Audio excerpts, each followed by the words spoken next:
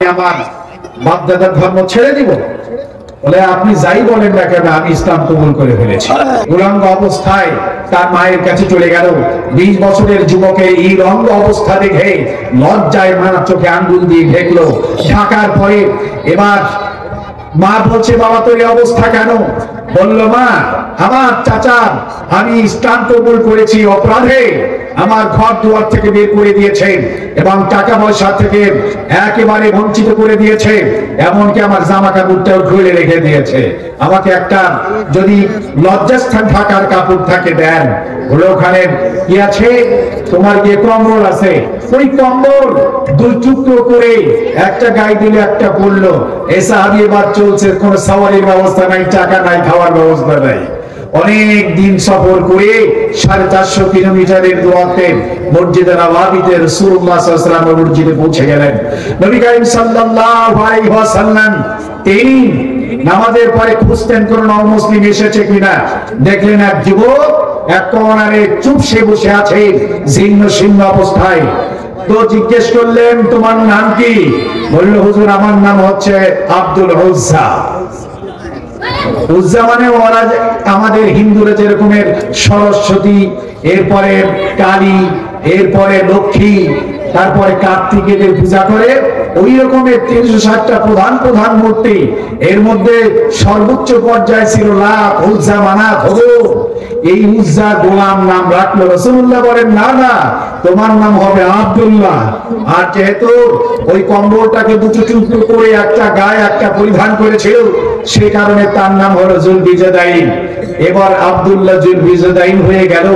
রাসূলুল্লাহ সাল্লাল্লাহু আলাইহি ওয়াসাল্লাম সাহাবীদের কাছে নিয়ে বললেন, আসহাবে সুফফা যেখানে থাকে মসজিদে নববী সংলগ্ন একবারে স্টেজের মতো, যেখানে কখনো কখনো সালমান ফারসি, সোহাইব রুমি, আবু হুরায়রা, এরকমের বেলাল হাবশি, এদের মতো সাহাবীরা যাদের কোনো খাওয়া নাই, যাদের কোনো থাকার ব্যবস্থা নেই, যাদের কোনো অর্থ করি নেই, যারা গোলাম অথবা গোলামের বেচা গোলাম, এরকম লোকজন থাকতো।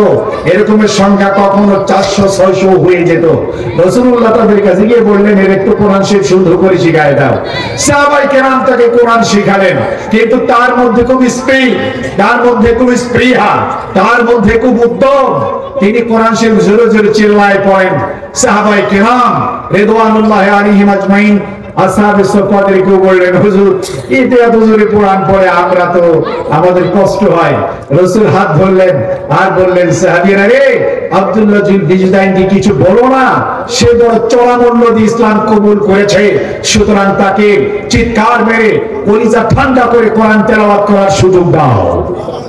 নবম হিজরিতে রাসূলুল্লাহ সাল্লাল্লাহু আলাইহি ওয়াসাল্লাম শুনতে পেলেন রোম সম্রাট সর্বশক্তি বিনিয়োগ করে মুহাম্মদ সাল্লাল্লাহু আলাইহি ওয়াসাল্লামকে মদিনা থেকে উৎখাত করে দিবে। এজন্য সমস্ত সেনাবাহিনীকে, তার অস্ত্রধারী বাহিনীকে 1 বছরের অগ্রিম সবকিছু দিয়ে এখানে পাঠানোর জন্য প্রস্তুতি নিয়েছে। রাসূলুল্লাহ সাহাবায়ে কেরামকে নিয়ে বসলেন। এরপরে যেটাকে তাবুকের যুদ্ধ 52 দিন পর্যন্ত এর সময়কাল ছিল। প্রায় 400-500 কিলোমিটারের দূরত্বে জর্ডান সীমান্তবর্তী এলাকায় রাসূলুল্লাহ সাল্লাল্লাহু আলাইহি ওয়াসাল্লাম সাহাবীদের নিয়ে বললেন, ওসমানকে বললেন, তোমরা যা যা আছে দান করো, যতটুকু পারো। সব সাহাবী কেরাম দান করলেন। এই মাদ্রাসায় যে দানের উপর চলে, এর মূল ভিত্তি হচ্ছে এগুলো। রাসূলুল্লাহ সাল্লাল্লাহু আলাইহি ওয়াসাল্লাম সাহাবায়ে কেরামের দান নিলেন। ওসমানকে জিজ্ঞেস করলেন, ওসমান কতটুকু দিয়েছো? বলল, হুজুর 1/3 দিয়েছি, 3 ভাগের 1 ভাগ। ওমরকে বললেন, কতটুকু দিয়েছো? বলল, 1/3 দিয়েছি। আবু বকরের মুখটা বেজার। বলল, আবু বকর তুমি কতটুকু দিয়েছো? বলল, হুজুর আমার যা ছিল আমি পুরোটাই দিয়ে দিয়েছি, কিন্তু পরিমাণে খুবই কম।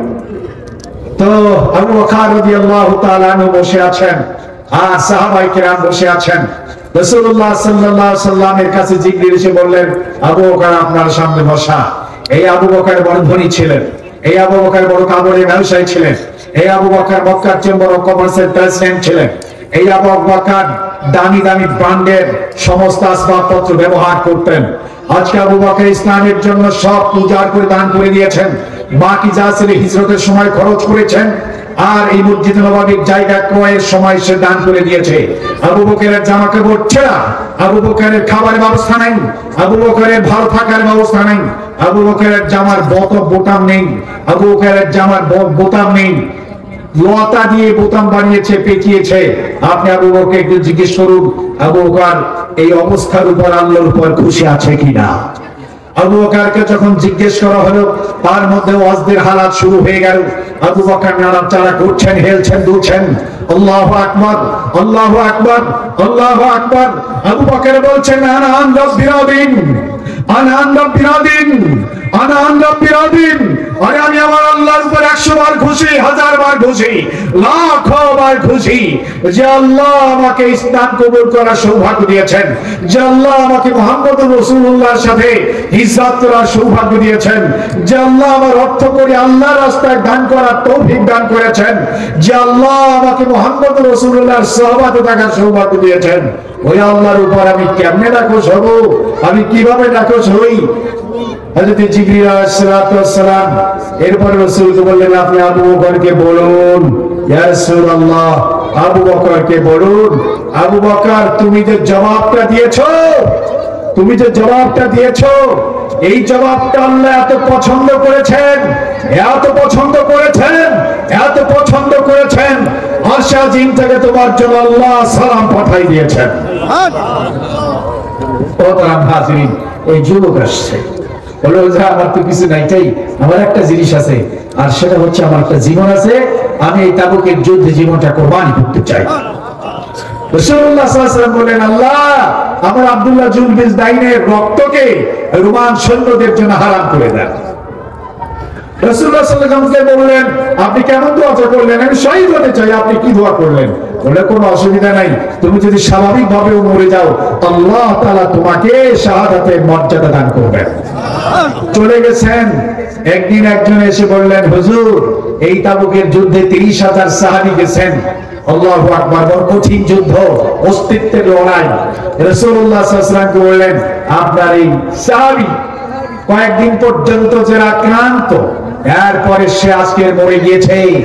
রাসূলুল্লাহ সাল্লাল্লাহু আলাইহি ওয়াসাল্লাম কাছে গেলেন এবং দোয়া করলেন, আল্লাহ আমার আব্দুল্লাহ জুলবিজদাইনের উপর আমি এখনো পর্যন্ত বড় খুশি, আপনি আমার আব্দুল্লাহ জুলবিজদাইনের উপর খুশি হয়ে যান। সাহাবীদেরকে বললেন, উত্তম রূপে গোসল করায় কাফনের ব্যবস্থা করো, কবর করো। রাসূলুল্লাহ সাল্লাল্লাহু আলাইহি ওয়াসাল্লাম কবরে নামলেন। কয়েকজন সাহাবীর কবরে রাসূল নেমেছেন, তার মধ্যে হযরত খাদিজার কবরে নেমেছেন, আব্দুল্লাহ জুলবিজদাইনের কবরে তিনি নেমেছেন।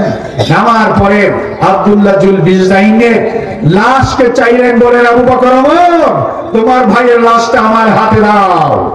এই যদি বিলাল একটা বাতি ধরিয়ে দাঁড়িয়ে আছে ওই কবরের আলোকিত করার জন্য, কবর দিতে যেতে পারেন রাসূল। আবু বকর ওমর দুইজন মিলে লাশ রাসূলুল্লাহর হাতে দিলেন। আবু বকর বলছেন, আরে আব্দুল্লাহ জুলবিজদাইন তোমার কপাল যে কত ভালো। ওমর বললেন, আব্দুল্লাহ জুলবিজদাইন তোমার কপাল যে কত বড় ভালো। যদি আজকের এই লাশ আব্দুল্লাহ জুলবিজদাইনের না হয়ে আমি আবু বকরের লাশ হতো, আমি ওমরের লাশ হতো, কতই না ভালো হতো।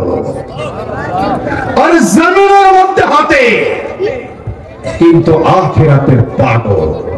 ব্যবসা করছেন, চাকরি করছেন, বিভিন্ন পেশায় জড়িত ছিলেন, রাষ্ট্র পরিচালনা করেছেন, কিন্তু এগুলো তাদেরকে বিভ্রান্ত করতে পারে নাই, বরং তারা আখিরাতের পাগল ছিলেন। এই অর্থ সম্পদের মালিক কে? আপনার খাট পড়ে থাকবে, আপনার মোবাইল পড়ে থাকবে, আপনার জামা কাপড় পড়ে থাকবে, সব কিছু পড়ে থাকবে, আপনি আর আমি কবরে চলে যাব, যা দিলাম এটাই থাকবে।